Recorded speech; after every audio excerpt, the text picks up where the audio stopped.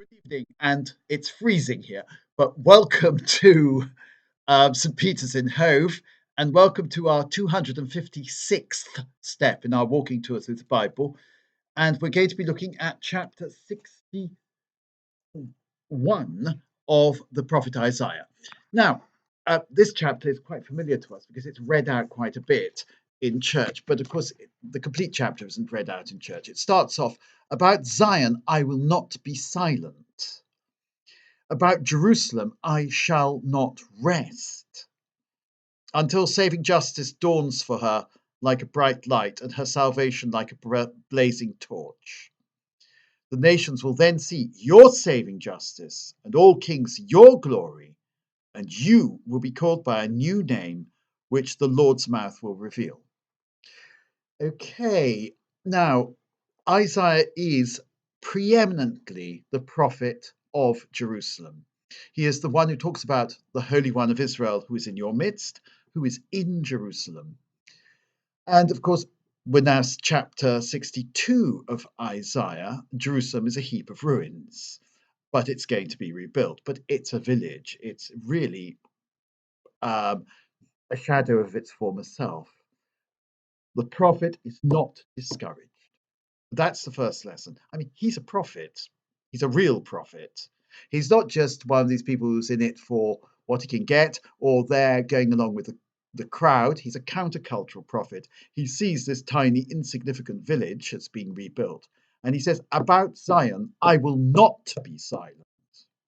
Now, you might think that Jerusalem, having been burnt down and abandoned and now coming back to life very in a minor key, it's high time you shut up about Jerusalem because we've heard enough about it. Jerusalem's over, it's finished, it's done with.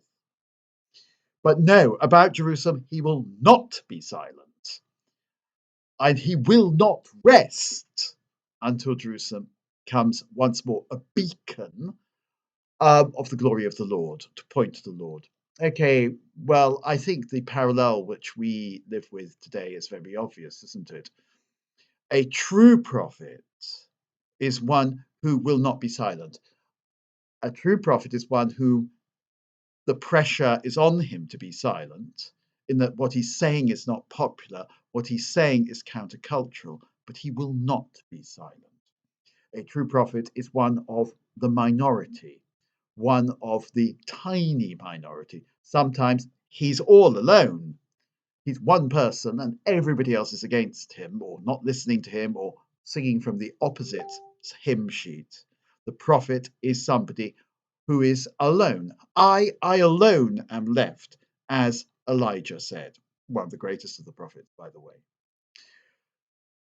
So when we contemplate the church today, the church which is Zion, the church which is the New Jerusalem, the church which is there to point people to God and to glorify God, the church which is the building which contains the presence of God. When we talk about the church today, we will not be silent. We will not rest. What we need nowadays are prophets who will not shut up when they're told to shut up and who will not give up when they're told to give up. So, and if the church is at a low ebb, then the prophet needs to speak. Now, are there prophets in the church today? Well, yes, there are. But the question is, which ones are the prophets and which ones are the false prophets? Because quite often, as you know, as we discovered when we read, I think, the book of the Kings, the kings had numerous false prophets around them, telling them what they wanted to hear. Whereas the sign of the true prophet is he tells us something we'd rather not hear. And he may tell us that we're going in the wrong direction or something like that. Now, all kings will see your glory, and you will be called by a new name which the Lord's mouth will reveal. You will be called by a new name. You'll be renewed. All kings will see your glory. The people who now ignore the church or see the church as unimportant, they will begin to see that the church is of central importance to the whole of humanity. So I think that is very important.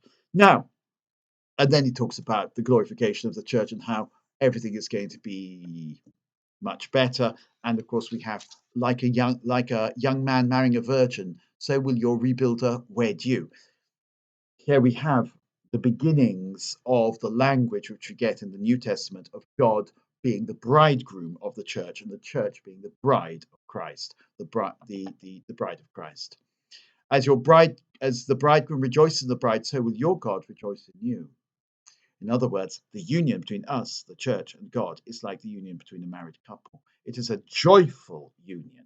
There doesn't seem to be much joy around, does there, right now, in being a member of the church? But this joy will come again, and we must not be silent until it does come again. Now, then we have this very interesting verse, verse 6. On your walls, Jerusalem, I have posted watchmen. They will never fall silent, day or night. No peace for you if you keep the Lord's attention. Now, who's posted these watchmen? It seems to be the Lord that has done this, and they will never fall silent. The watchmen are, of course, the prophets, one assumes. The watchmen are the guardians of Israel, those who see danger coming and warn people of the danger coming.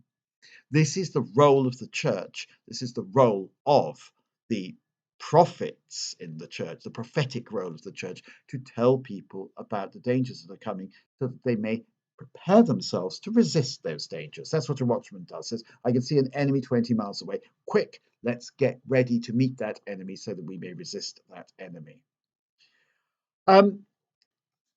This, I think, is, I would say this naturally, being one who's done a degree in moral theology, I would say this: the prophecy of the church is a moral function.